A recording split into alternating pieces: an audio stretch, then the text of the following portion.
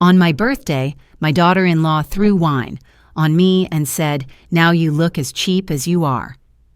Wine dripped down my $3,000 dress like blood from a fresh wound. Vanessa smirked as she set the empty glass on the table, her voice cutting through the stunned silence. "Now you look as cheap as you really are." Her mother, Helen, beamed with pride from across the room. My son David suddenly found his phone fascinating. "If you're watching this, subscribe and let me know where you're watching from. But let me back up and tell you how I ended up standing there, humiliated in front of 30 people on my 64th birthday. It started 3 weeks earlier when David called with what he claimed was wonderful news. "Mom, we're throwing you a surprise party," he announced, though his voice lacked any real enthusiasm. Vanessa insisted. "She's been planning it for weeks," Vanessa insisted. That should have been my first red flag in 8 years of marriage to my son. My daughter-in-law had never insisted on anything that benefited me, but I was still naive enough to believe she might have grown a heart. The party was at their house.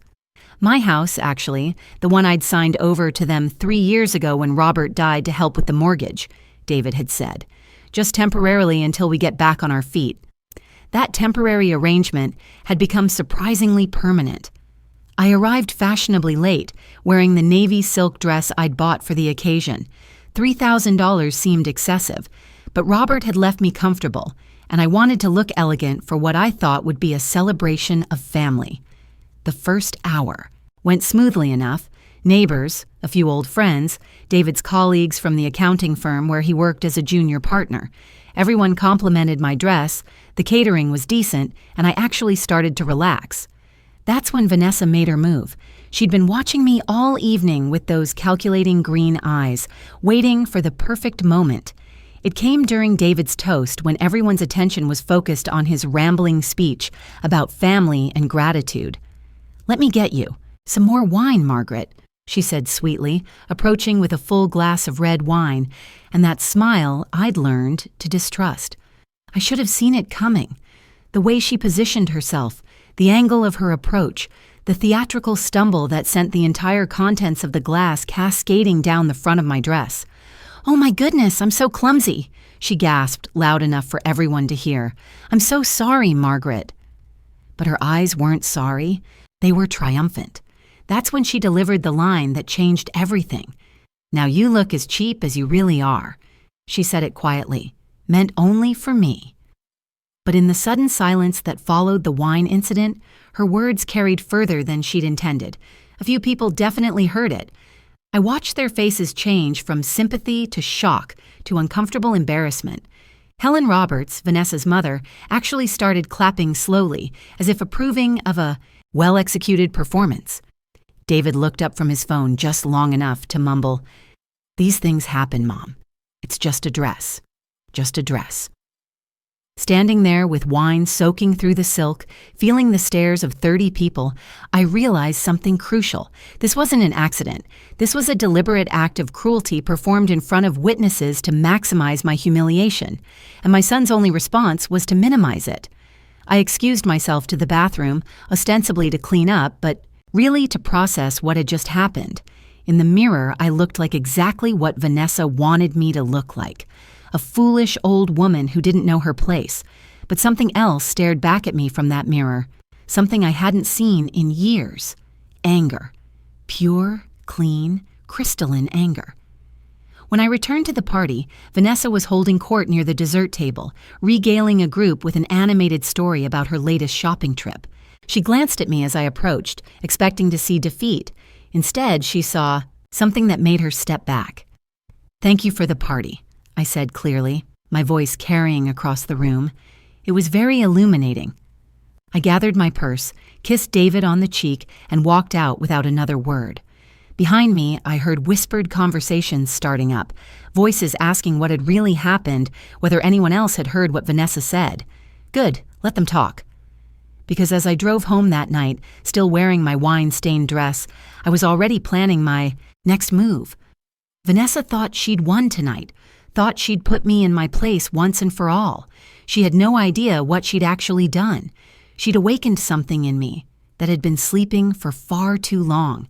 And now that I was awake, I was going to remind everyone exactly who Margaret Thompson really was. Starting with a little investigation into my dear daughter-in-law's background. The wine stain came out, but the humiliation had set permanently. I spent the next morning researching dry cleaners like it. It was the most important task in the world. Anything to avoid thinking about what had really happened at that party. But by noon, I couldn't hide from the truth anymore. My son's wife had deliberately humiliated me, and he'd done nothing to stop it. I was still sitting at my kitchen table staring at the ruined dress when my doorbell rang.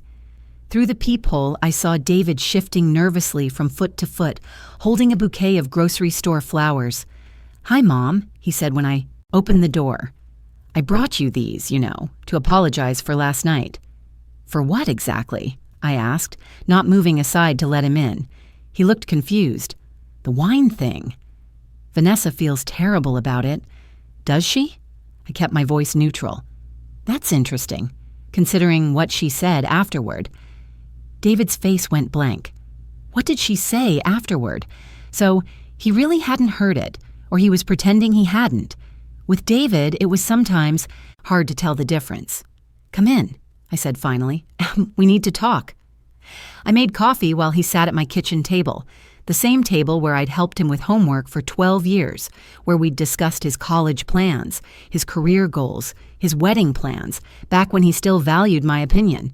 "David," I said, setting down his mug, "how much money have you borrowed from me since your father died?" The question caught him off guard. "I don't know. Why roughly? Give me a ballpark figure." He shifted uncomfortably. Maybe 15,000, 20. It was all legitimate stuff, Mom. The transmission on Vanessa's car, the new roof, the kitchen renovation. $47,000, I said quietly.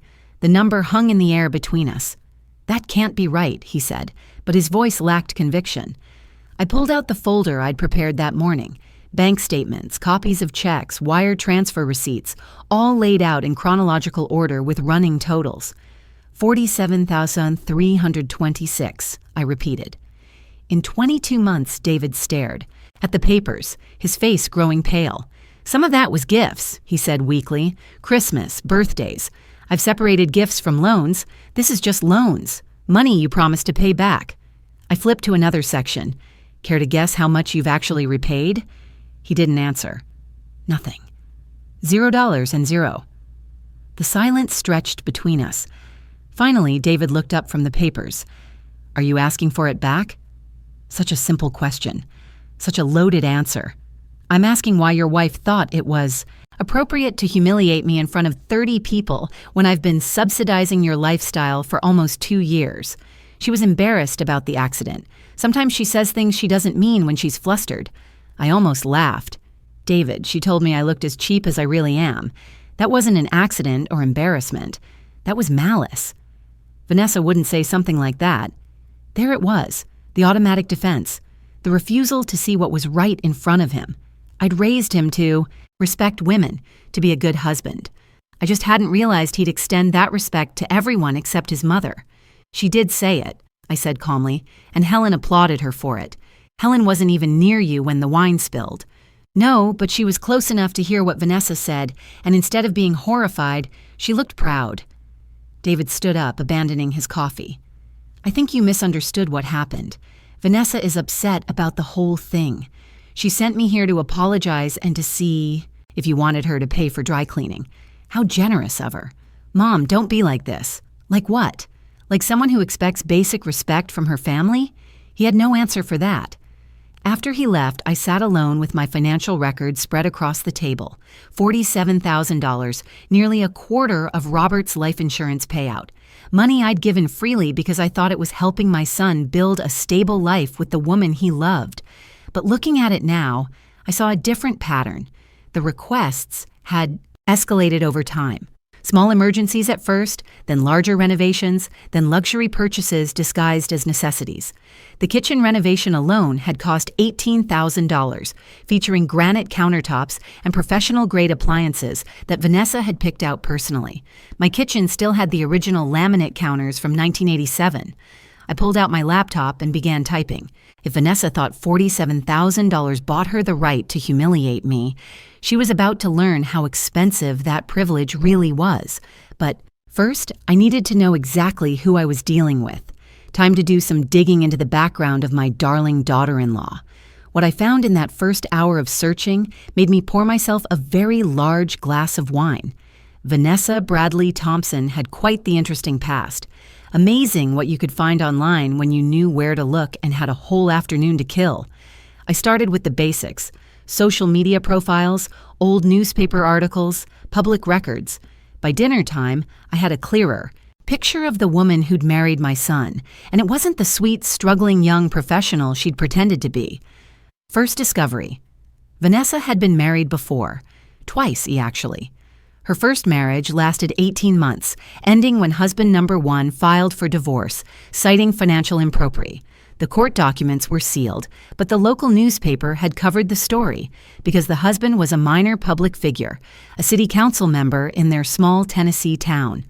Allegations of unauthorized credit card use and forged documents, the article read. No criminal charges were filed as part of the divorce settlement, but the councilman had declared bankruptcy 6 months later.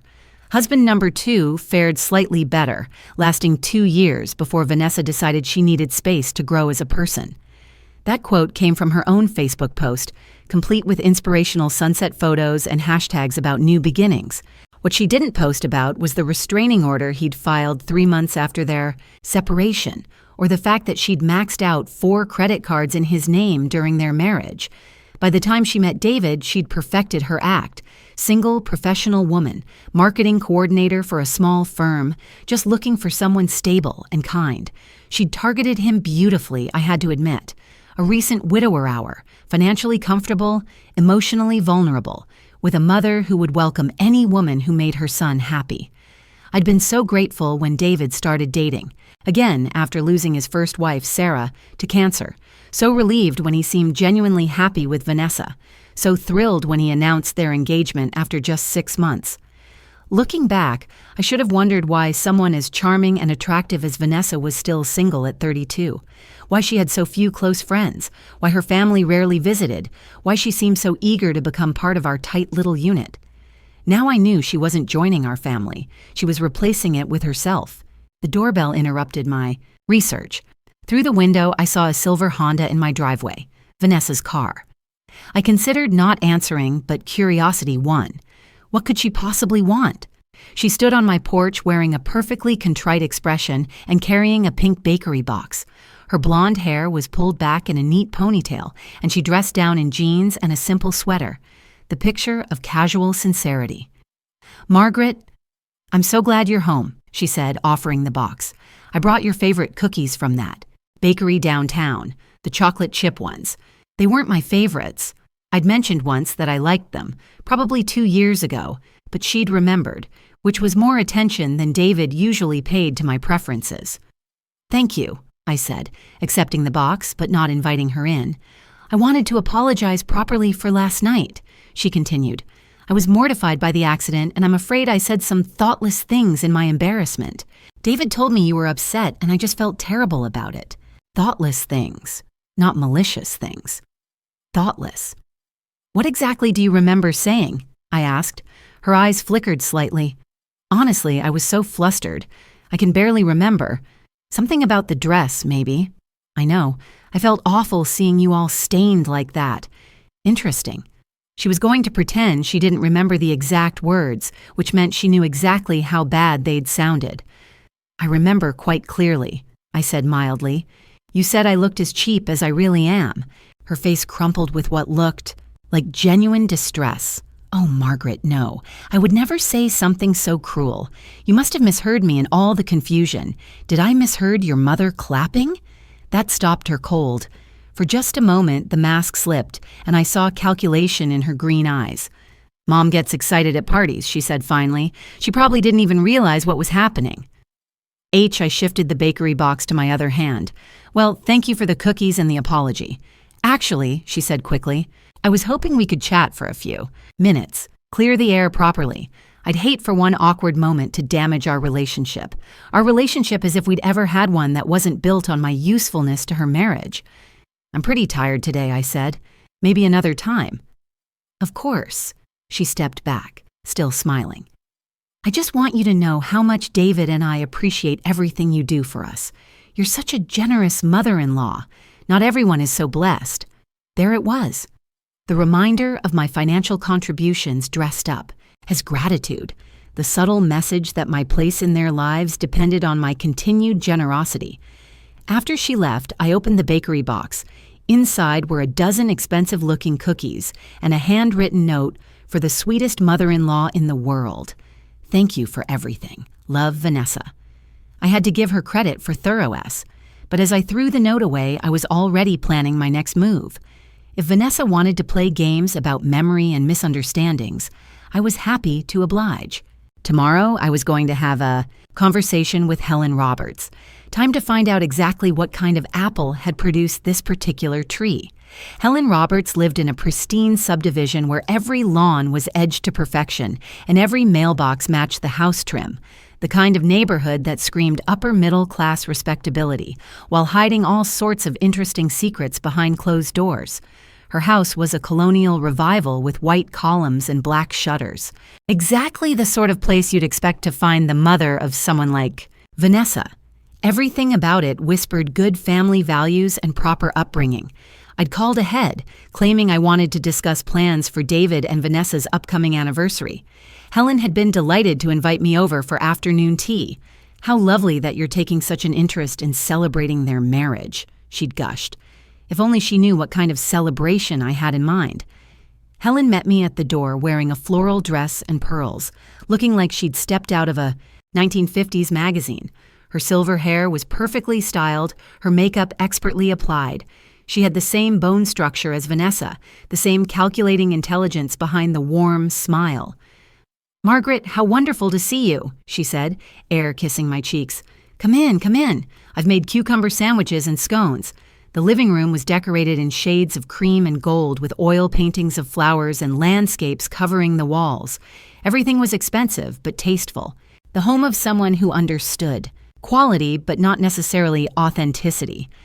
"I was so sorry to hear about the little accident at your party," Helen said as she poured tea from a delicate china service. Vanessa was quite upset about it. Was she? I accepted the cup, noting it was bone china. Expensive bone china. She seemed to handle it well at the time. Oh, you know how she is, always trying to make the best of awkward situations. She gets that from me, I'm afraid. We Roberts women believe in keeping a smile on our faces no matter what. The Roberts women. Interesting phrasing. She is certainly good at maintaining composure. I agreed, even when saying things she might later regret. Helen's hand paused slightly as she reached for a cucumber sandwich. "I beg your pardon at the party after the wine spilled. I thought I heard her make a comment about my appearance, but perhaps I misunderstood." "Oh, I'm sure you did. Vanessa would never say anything unkind. She thinks the world of you." The lie came so easily, I almost admired it. This was where Vanessa had learned her craft. "I'm sure you're right," I said, sipping my tea. "It's just that a few other guests mentioned hearing something, and I wanted to clear up any misunderstanding." Helen's smile became more fixed. "Well, people do love to gossip, don't they? Especially when they've had a bit too much to drink. True, though. I noticed you seemed quite pleased with something during the incident. You were actually applauding." This time, her hand did stop, suspended halfway to her mouth with a tiny sandwich. "I was applauding David's speech, of course. Such a lovely tribute to you. Was that before or after the wine spilled? I'm not sure I remember the exact sequence of events. It all happened so quickly. Liar, but a skilled one." I could see where Vanessa had learned to deflect and redirect. "Helen," I said, setting down my cup with deliberate care. "How well do you know your daughter's first two husbands?" The color drained from her face so quickly I thought she might faint. Her what? First two husbands. James Bradley from Tennessee and Marcus Chen from Ohio. Surely she mentioned them. Helen's mouth opened and closed like a fish gasping for air. "I think there's been some misunderstanding." "Has there?" "Because the public records are quite clear. 2 previous marriages. both ending rather badly. Financial irregularities in both cases. I found it fascinating reading. I don't know what you think you've discovered, Helen said, her voice shaky now. But Vanessa's past relationships are none of your business. You're absolutely right. They wouldn't be my business at all, except for the fact that she's now married to my son and has borrowed nearly $50,000 from me in the past 2 years. Helen went completely still. $50,047,226 to be precise, for various emergencies and home improvements, none of which David mentioned to you. I'm guessing they said they were financially stable. They are, because I've been subsidizing them. I pulled out a folder from my purse. Would you like to see the receipts? Helen stared at the folder like it contained a venomous snake. What do you want, Margaret? Finally, the mask was off and we could have an honest conversation. I want to understand exactly who my daughter-in-law really is, and I want to understand what role you've played in creating her.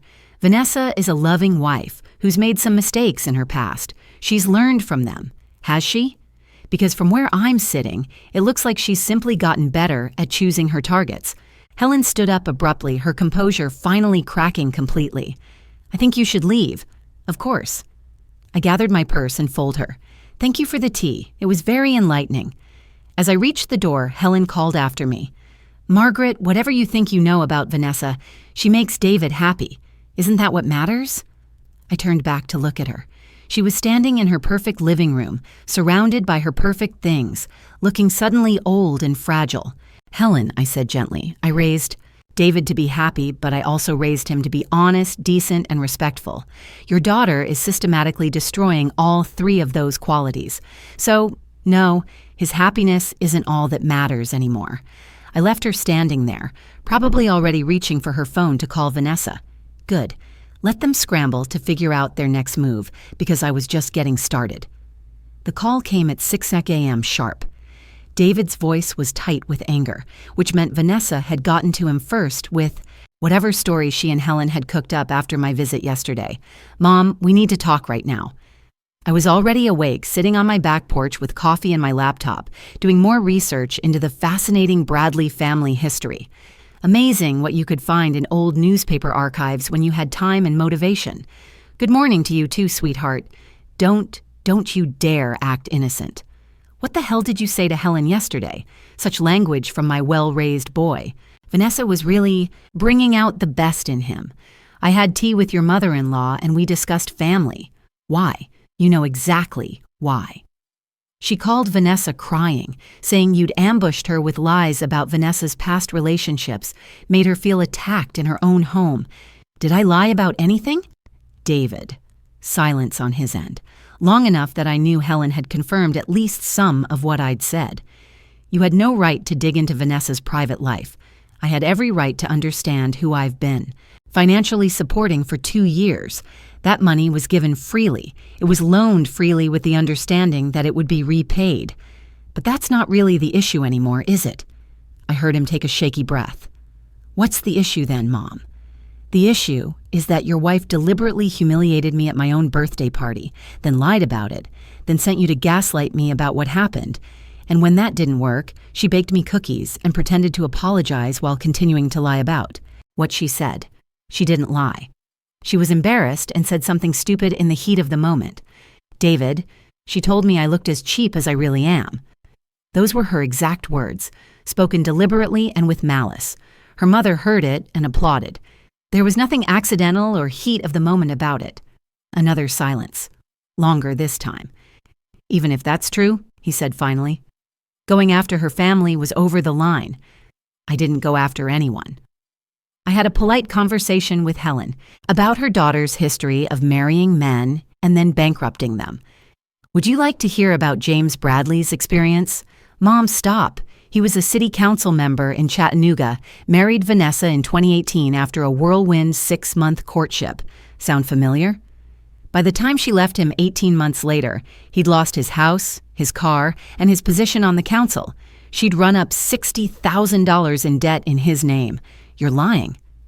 Marcus Chen lasted longer, 2 years of marriage before she decided she needed space to grow.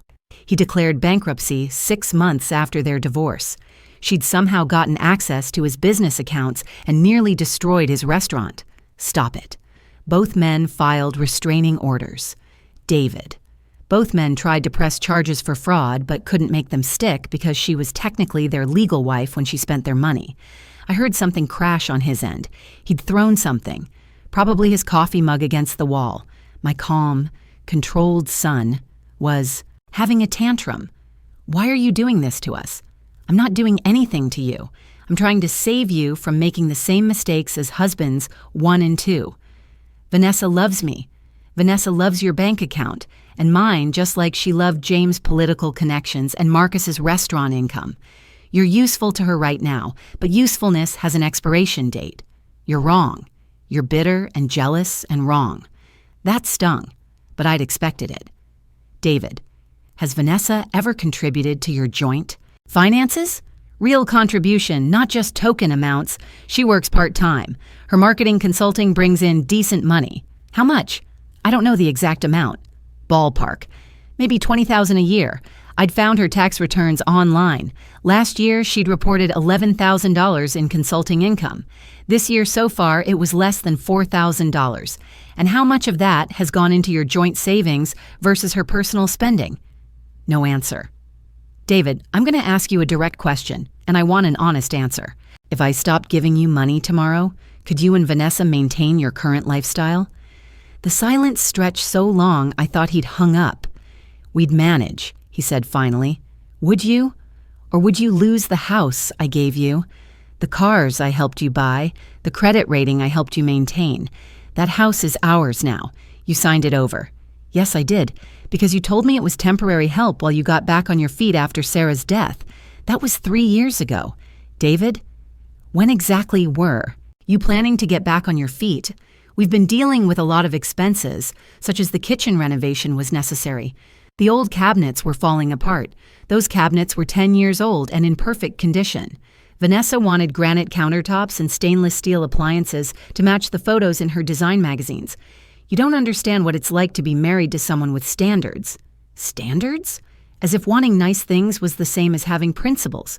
David, I said quietly, I want you to do something for me. I want you to add up everything you and Vanessa have spent in the past 2 years on things that weren't absolute necessities. The kitchen renovation, the new furniture, her clothes shopping, the vacations, the restaurant meals, all of it. Why? Because I think you'll discover that you've been living beyond your means for a long time.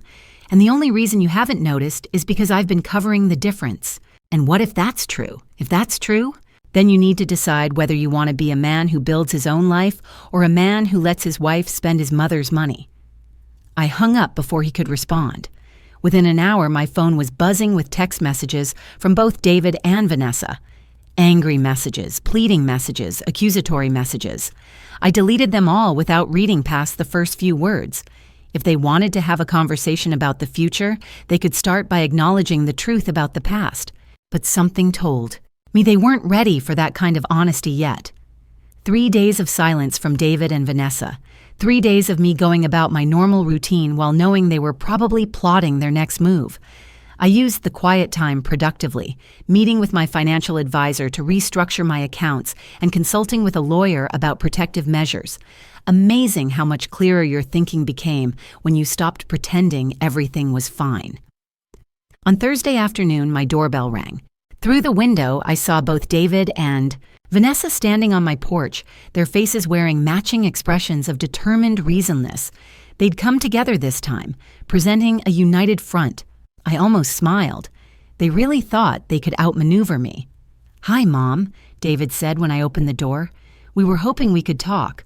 "All 3 of us," Vanessa added, her voice warm and conciliatory. "I think there's been a lot of miscommunication lately. They dressed carefully for this visit." David in his best suit, the one he wore to important client meetings. Vanessa in a conservative navy dress with minimal jewelry, playing the role of the respectful daughter-in-law. They'd even brought flowers, a tasteful bouquet of white roses. "Come in," I said, accepting the flowers with appropriate graciousness. They settled on my living room couch while I arranged the roses in a vase.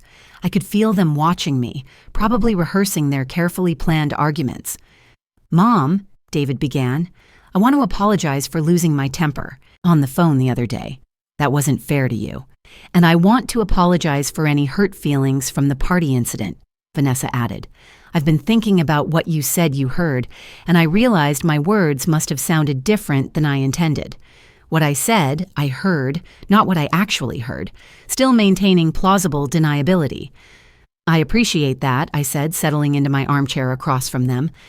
The thing is, David continued, we've been doing a lot of talking this week about our finances, about the help you've given us, about how to move forward, and we want you to know how grateful we are. Vanessa jumped in. Not just for the money, but for your patience and understanding while we've worked to establish ourselves. I waited. There was clearly more coming. We know $47,000 is a significant amount, David said carefully, and we want to make things right. Now we were getting to the real purpose of their visit. We have a proposal, Vanessa said, reaching into her purse and pulling out a folder, a formal repayment plan. We've worked out a schedule that will have everything paid back within 3 years. She handed me the folder with a proud smile. Inside was a typed document, professionally formatted, laying out monthly payment amounts and dates. It looked official and responsible and completely meaningless. $200 a month, I read aloud, for 36 months. It's what we can realistically afford while still maintaining our current obligations, David explained. Your current obligations. I set the document aside, such as the mortgage on the house, obviously the car payments, insurance, living expenses. Living expenses, I repeated. Would that include Vanessa's monthly spa appointments, her shopping trips to the outlet mall, the weekly date nights at expensive restaurants? They exchanged glances. We're not asking you to subsidize our lifestyle anymore, Vanessa said carefully. We're offering to pay back what we owe at $200 a month with no interest. You're offering to take 36 years to repay money you spent in 24 months. 3 years, David corrected. 36 months is 3 years. My mistake. 3 years to pay back money you borrowed for emergency home repairs and then spent on luxury renovations. The temperature in the room seemed to drop several degrees. Mom, David said slowly, what exactly are you saying? I'm saying that your repayment plan is insulting. I'm saying that $200 a month doesn't even cover the interest on what you owe me. And I'm saying that this entire performance feels less like genuine remorse and more like a negotiating tactic.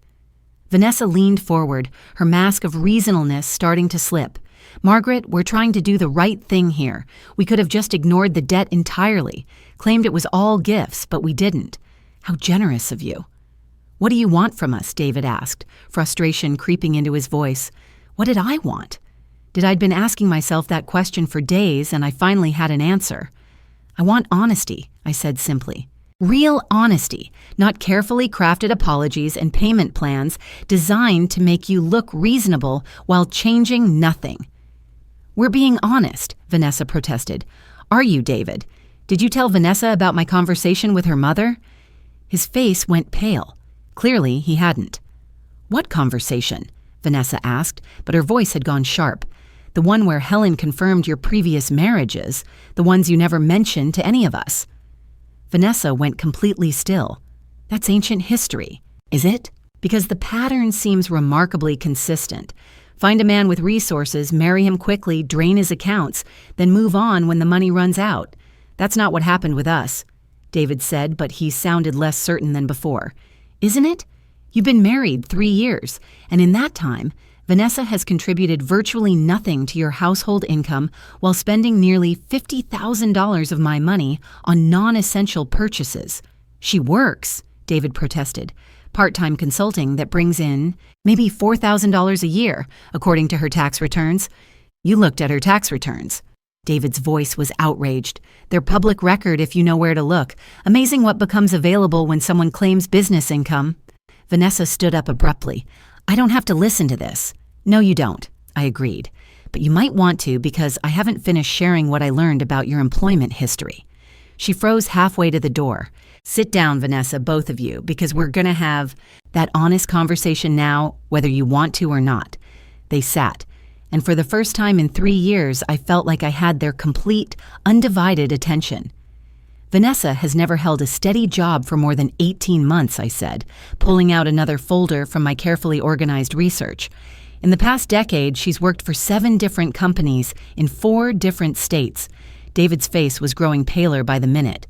People change jobs. That's normal in marketing. Is it normal to be fired for falsifying expense reports? Because that's what happened at Morrison and Associates in Tennessee. Vanessa's composure finally cracked completely. You have no right to contact my former employers. I didn't need to contact anyone. Wrongful termination lawsuits are public record, especially when they involve allegations of fraud. I opened the folder and spread the documents across my coffee table like a dealer laying out cards. Morrison and Associates fired for submitting fake receipts. Bradley Marketing Solutions in Ohio terminated for unauthorized use of company credit cards. Thompson Creative in Michigan let go during a restructuring that happened to coincide with missing petty cash. Those are all lies, Vanessa said, but her voice was shaking now. Are they? Because I also found your LinkedIn profile where you list yourself as having mutually agreed to part ways with each of these companies. Funny how your version never mentions the theft allegations. David was staring at his wife like he'd never seen her before. Vanessa, please tell me she's making this up.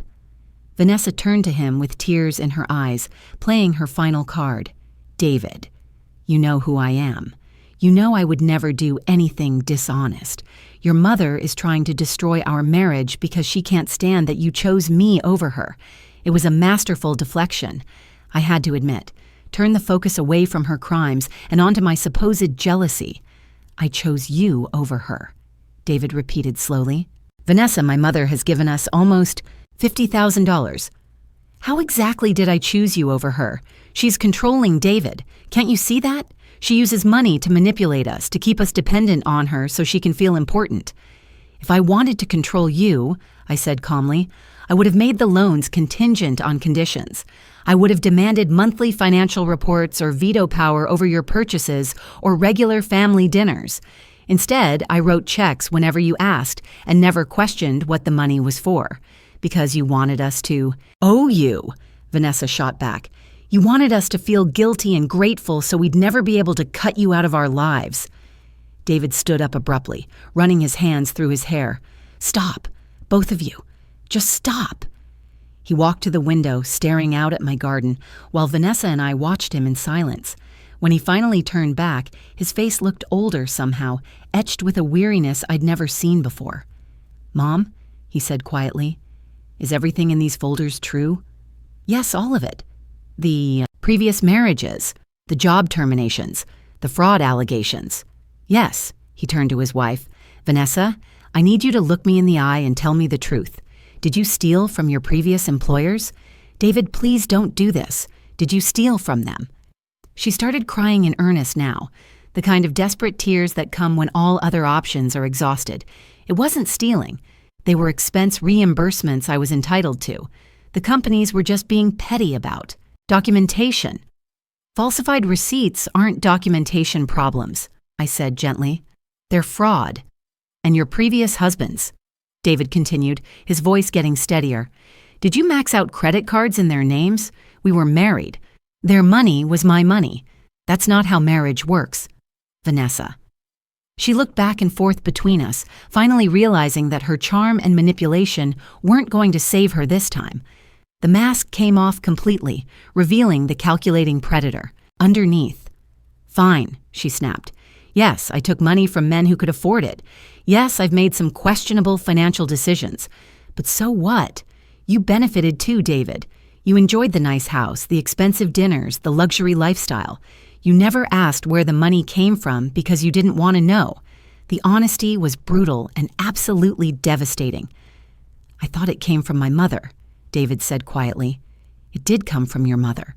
I just helped you spend it on things that would make us happy instead of letting her hoard it like some paranoid dragon. That was the moment I knew I'd won. Not because I'd exposed her crimes, but because she'd finally shown David exactly who she really was. He sat back down heavily, his head in his hands.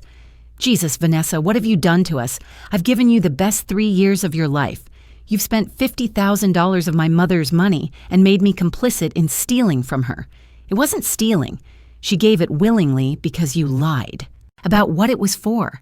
They were screaming at each other now, all pretense of civility abandoned. I sat quietly in my chair, watching 38 years of careful parenting finally pay off. David was angry, hurt, and confused. But underneath it all, he was still the decent man I'd raised him to be. When the shouting stopped, the silence felt deafening. Finally, David looked up at me. "Mom, what happens now? What happens now?" The question I'd been waiting for him to ask. "Now," I said, "you decide what kind of man you want to be." The divorce papers were filed 6 weeks later. I didn't gloat when David called to tell me, though I'll admit to feeling a profound sense of relief.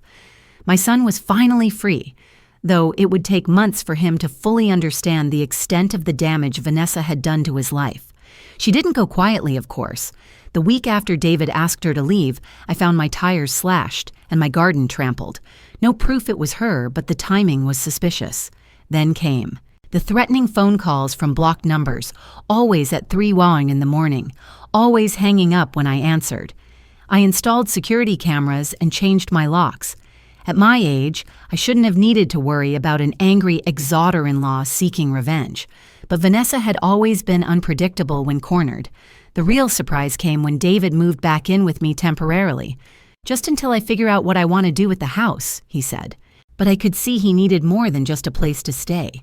He needed to remember who he used to be before Vanessa got her claws into him. Living with my adult son again was strange at first. He was quiet, almost withdrawn, spending hours going through financial records and trying to untangle the mess Vanessa had made of their joint accounts. She'd cleaned out their savings the day he asked for the divorce, transferring everything to accounts he couldn't access.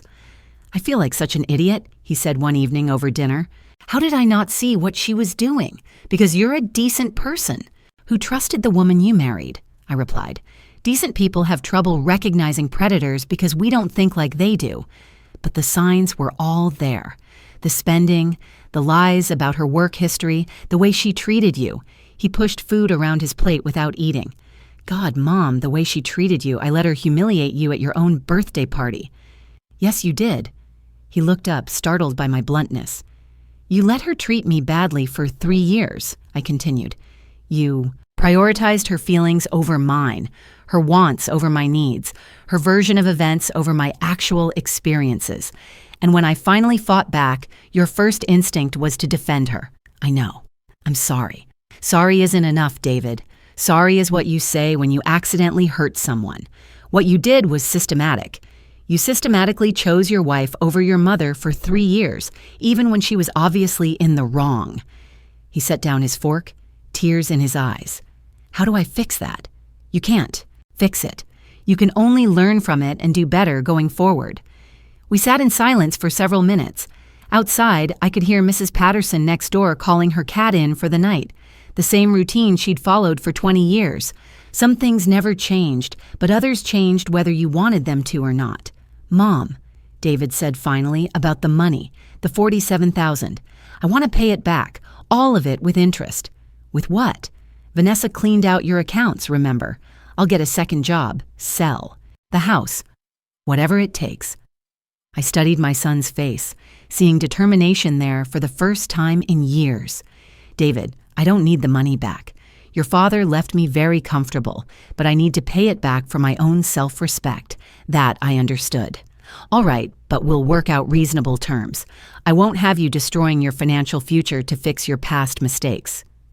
He nodded gratefully, and I saw a glimpse of the young man I'd raised, the one with integrity and backbone who'd somehow gotten lost along the way. The phone rang, interrupting our conversation. The caller ID showed a number I didn't recognize, but when I answered, I immediately recognized the voice. "Margaret, this is Helen Roberts, Vanessa's mother." I put the phone on speaker so David could hear. "Hello, Helen. I wanted to call and apologize for everything that's happened. I had no idea about Vanessa's past when she married David. Liar." Helen had known exactly who her daughter was, but I wasn't interested in relitigating that point. "I also wanted to warn you," Helen continued. "Vanessa is upset about the divorce. She's talking about fighting it, claiming David owes her alimony, that sort of thing. On what grounds? She says she gave up her career to be a housewife, that she's entitled to compensation for her sacrifices. David snorted. What career? She worked part-time at best. She's also saying she has evidence that you interfered in their marriage, Margaret, that you turned David against her with lies and manipulation. Did she mention which of my statements were lies? Silence on Helen's end. Helen, is there a point to this call? She wants to meet with you, both of you, to work out some kind of settlement. David and I looked at each other. He shook his head firmly. I don't think that's a good idea, I said. She's not going to give up easily. Vanessa never gives up when money is involved. Then she can explain that to her lawyer and to mine. After I hung up, David looked troubled. Do you think she'll really try to fight the divorce? She can try, but she won't get far. Your marriage lasted 3 years. She has no children, and she's already demonstrated financial irresponsibility. Plus, I have documentation of all the money she took from me under false pretenses. But even as I reassured him, I had a feeling this wasn't over. Vanessa had shown herself to be vindictive and desperate, a dangerous combination in someone with nothing left to lose. I just didn't realize how dangerous she could become. The fire started at 2:17 a.m. on a Tuesday. I know the exact time because that's when my smoke detector went off, screaming like a banshee and jolting me from deep sleep. By the time I stumbled out of bed and saw the orange glow outside my bedroom window, flames were already climbing up the side of my house. David's room was at the far end of the hall. I pounded on his door while dialing 911, my hands shaking so badly I could barely hit the numbers. Fire. Department. What's your emergency? My house is on fire. 1247 Maple Street. Ma'am, are you and anyone else in the house safe? David appeared beside me wearing boxers and a t-shirt, his hair sticking up in all directions. Mom, we need to get out now. We ran through the house, grabbing nothing but our phones and car keys. Outside, we stood on the sidewalk in our pajamas, watching orange flames dance across the roof of the home I'd lived in for 32 years. The fire department arrived within minutes, but by then the entire east side of the house was engulfed. They managed to save the main structure, but the damage was extensive. My bedroom, the guest room where David had been staying, most of the upstairs hall gone. Any idea how it started? The fire chief asked after his crew had the blaze under control. None, I said, though I was already forming suspicions. We'll investigate, but I can tell you it started outside near the back porch. Looks like someone doused the exterior wall with accelerant. David and I exchanged looks. Someone had deliberately set my house on fire. The next few hours were a blur of insurance calls, police reports, and temporary housing arrangements. David insisted I stay at a hotel while the investigation continued, and I was too shaken to argue. By noon, we were sitting in a generic hotel room, drinking bad coffee and trying to process what had happened. It was her, wasn't it? David said finally. We can't know that for sure. Mom. Who else would do? Something like this? The timing is too coincidental. I had to agree. 2 weeks after Helen's warning about Vanessa not giving up easily, my house mysteriously catches fire. The police were already treating it as arson, and Vanessa had motive, means, and opportunity. But proving it would be another matter entirely.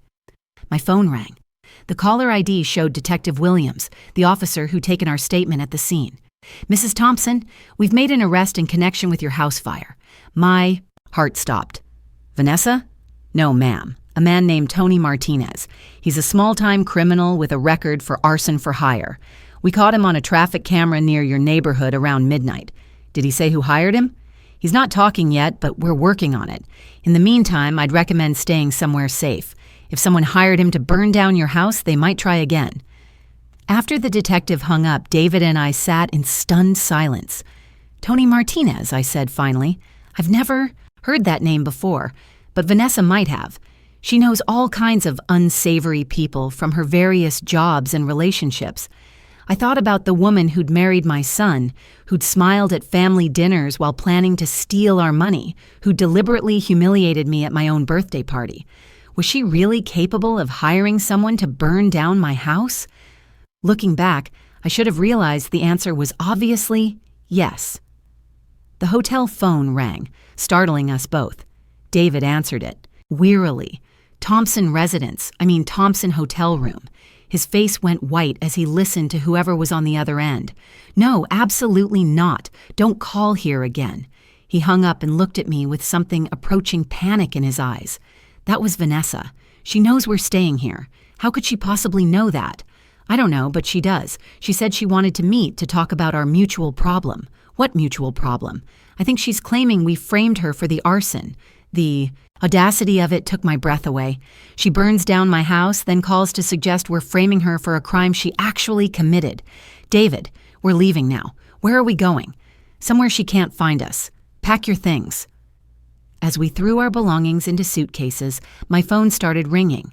Unknown number. I didn't answer, but it immediately started ringing again. Different number this time. On the third call, I answered. Margaret Thompson. You interfering old Vanessa's voice.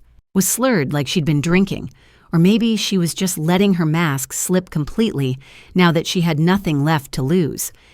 If you're recording this conversation, Vanessa, you should know the police are already investigating the fire. Good luck proving I had anything to do with it. Tony Martinez might have something to say about that silence on her end long enough that I wondered if she'd hung up. You destroyed my life, she said finally. You destroyed your own life. I just documented it. I loved David. I gave him everything. You gave him nothing but lies and debt. He was happy with me. He was miserable with you. He just didn't realize it until I showed him the truth. She started crying then. Harsh sobs that sounded more like rage than grief. I won't let you win, she whispered. I won't let you take everything from me. The line went dead. David was staring at me with wide eyes. Mom, we need to call the police. We will. But first we need to disappear for a while because I had a terrible feeling that Vanessa's next move would be far more dangerous than arson. We drove for 6 hours that night, finally stopping at a small motel outside Asheville, where David paid cash and registered under his middle name. I'd never been a fugitive before, but I was learning that running from a vindictive ex-daughter-in-law required skills I'd never developed. The motel room was clean but sparse with 2 double beds and a view of the parking lot. David immediately started making calls to his office, to the insurance company, to Detective Williams about Vanessa's threatening phone call. I sat on the edge of my bed staring at my hands and trying to process everything that had happened in the past 24 hours. My house was half destroyed. A man I'd never met had been arrested for trying to burn it down. My former daughter-in-law was making increasingly erratic threats, and I felt strangely calm about all of it. Mom. David hung up his phone and looked at me with concern. Are you okay? You. Seem awfully quiet. I'm fine. Just thinking about what? About how liberating it was to finally stop pretending everything was normal. About how much energy I'd wasted over the years trying to keep peace with people who didn't deserve my courtesy. About how good it felt to fight back against someone who'd underestimated me. I'm thinking that Vanessa made a strategic error, I said finally. What do you mean? She escalated this to a criminal level. As long as it was just family drama, the humiliation, the financial manipulation, even the theft, it could be handled privately. But arson changes everything. Now the police are involved, insurance companies are paying attention, and there's a paper trail that can't be dismissed or explained away. David sat down across from me. So what happens now? Now we let the system work. Tony Martinez will eventually tell the police who hired him, especially if they offer him a deal. Vanessa's phone call tonight was recorded by the hotel, so there's evidence of her making threats. And I still have all those financial records showing her pattern of behavior. You sound almost happy about it. I considered that. Was I happy? I'm relieved, I said finally. For the first time in years, I feel like I'm not the only one who sees Vanessa clearly. The police see it. The insurance investigators see it. Even you see it now. I'm not crazy or vindictive or jealous. I was right about her all along. My phone buzzed with a text from an unknown number. The message was short and chilling. This isn't over. David read it over my shoulder. That's enough. I'm calling Detective Williams. While he made the call, I walked to the window and looked out at the parking lot. A few cars, nothing suspicious, but I had the uneasy feeling we were being watched. Detective Williams wants us to come in tomorrow to make formal statements, David reported. He says Tony Martinez is starting to cooperate. What did he tell them? A woman approached him at a bar last week, offered him $5,000 to torch your house. She showed him photos of the property, gave him specific instructions about where to set the fire for maximum damage. Did he identify her? Not yet, but they're putting together a photo lineup. If it's Vanessa, we'll know soon. I should have felt victorious. Instead, I felt sad. Sad for the woman who'd been so consumed by greed and anger that she'd destroyed her own life. Sad for my son, who'd have to live with the knowledge that he'd married someone capable of attempted murder. Sad for myself, because even winning this battle couldn't undo the years of manipulation and abuse. David, I said quietly, I need you to understand something. Even when this is over, even when Vanessa is in jail or out of our lives permanently, there are things that can't be fixed. Like what? Like the fact that for 3 years you chose her over me every single time there was a conflict. Like the fact that you let her steal from me and humiliate me because it was easier than confronting her. Like the fact that I can't trust you the way I used to. He flinched as if I'd slapped him. Mom, I know I messed up, but I thought we were working through this. We are. But working through something isn't the same as pretending it never happened. You're my son, and I love you, but you're not the same man I raised. Vanessa changed you, and I need to know that the person you become going forward is someone I can respect. How do I prove that to you? By never again choosing easy over right. By standing up for people who can't stand up for themselves. By recognizing manipulation when you see it and refusing to be complicit in it. And if I do those things, then maybe eventually we can build something better than what we had before. My phone rang again. This time, it was Detective Williams. Mrs. Thompson, we need you and your son to come in immediately. Tony Martinez just identified your daughter-in-law as the woman who hired him. We're issuing a warrant for her arrest. I felt a strange mix of vindication and exhaustion. It was over. Vanessa had finally pushed too far, and now she would face the consequences. But as we packed our things to return to town, I couldn't shake the feeling that Vanessa had one more card to play. And knowing her, it would be the most dangerous one yet. The courthouse steps were crawling with reporters when Vanessa's trial began 6 months later. Apparently, the story of a daughter-in-law who tried to burn down her ex-mother-in-law's house had captured the public imagination. I walked through the crowd with my head held high, David's hand steady on my elbow. Inside, the courtroom was packed. Vanessa sat at the defendant's table wearing a conservative suit and an expression of wounded innocence that I recognized all too well. She'd lost weight since the arrest, and her lawyer had styled her hair to make her look younger, more vulnerable. But when she turned to glance at David and me, her eyes held pure hatred. The prosecution laid out their case methodically. Tony Martinez testified that Vanessa had approached him at Murphy's bar on March 15th, offering him $5,000 to teach an old woman a lesson. She'd shown him photos of my house, pointed out the best access routes, and specified that she wanted the fire to look accidental but cause significant damage.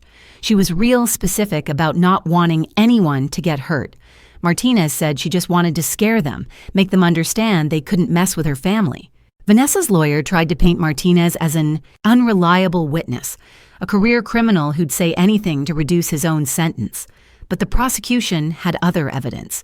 Bank records showing Vanessa had withdrawn $5,000 in cash the day before she approached Martinez. Security camera footage from the bar showing them together.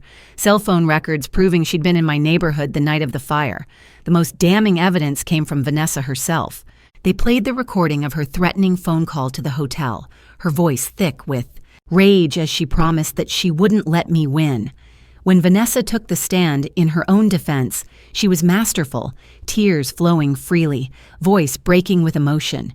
She painted herself as a victim of my manipulation and David's abandonment. Margaret Thompson destroyed my marriage, she testified. She couldn't stand that David loved me more than her. So she dug into my past, twisted my mistakes into something sinister, and turned my husband against me. I was desperate, heartbroken, not thinking clearly. Her lawyer guided her through a narrative where every action was justified. Every crime was a misunderstanding. Every lie was self-defense against my alleged persecution.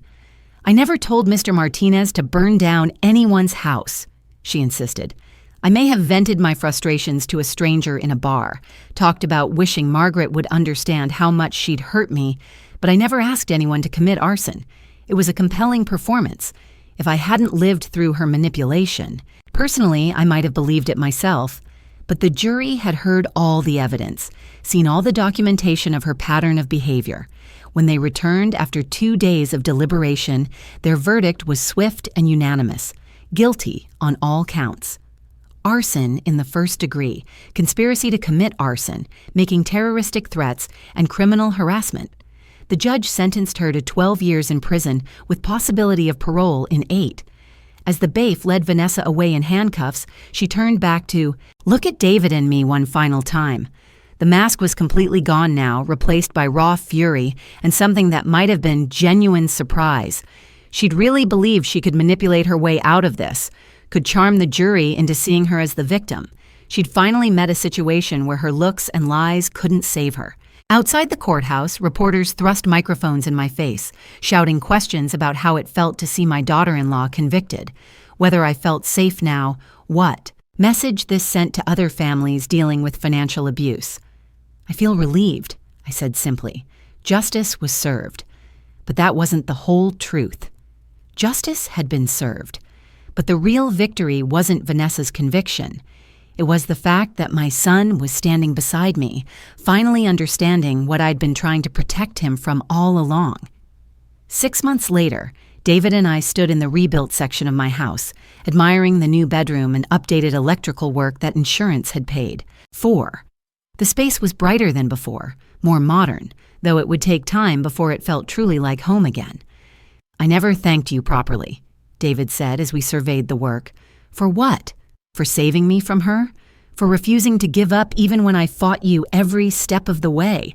I looked at my son, seeing someone I barely recognized but was beginning to respect again. The past year had aged him, but it had also strengthened him. He'd paid back every penny of the money Vanessa had taken, selling the house they'd shared and moving into a modest apartment. He'd started therapy to understand how he'd been manipulated. Most importantly, he'd learned to trust his own judgment again instead of deferring to whoever spoke loudest. "You saved yourself," I told him. "I just gave you the information you needed to make better choices. Still, I'm sorry it took me so long to listen. Sometimes we have to lose everything to understand what we actually value." My phone buzzed with a text from Helen Roberts, Vanessa's mother. Over the past year, she'd reached out periodically offering apologies and explanations that I largely ignored. This message was different. "Vanessa asked me to tell you she's sorry for everything. She knows she was wrong." I showed the text to David, who shook his head. Even now, she's trying to manipulate people through her mother. Probably. But you know what? It doesn't matter anymore. And it didn't. Vanessa was in prison. David had learned his lesson. And I was living my life on my own terms for the first time in years. I discovered that standing up for yourself, even when it was difficult and painful, was infinitely better than accepting mistreatment for the sake of keeping peace. My house was rebuilt. My relationship with my son was stronger than before, and I'd learned something valuable about my own strength. Sometimes the wine stain ruins the dress, but it also reveals who people really are underneath their masks. And sometimes that revelation, painful as it might be, is exactly what everyone needed to see. 6 months after the trial, I threw another birthday party. This time I wore a simple black dress that cost $50 and invited only people who genuinely cared about me. David gave a toast about second chances and hard-won wisdom. Nobody spilled wine on me, and for the first time in years, I felt like I was exactly where I belonged. If you're watching this, subscribe and let me know where you're watching from. Sometimes the best revenge isn't getting even. It's building a better life than the people who tried to tear you down ever imagined possible. Thanks for listening. Don't forget to subscribe and feel free to share your story in the comments.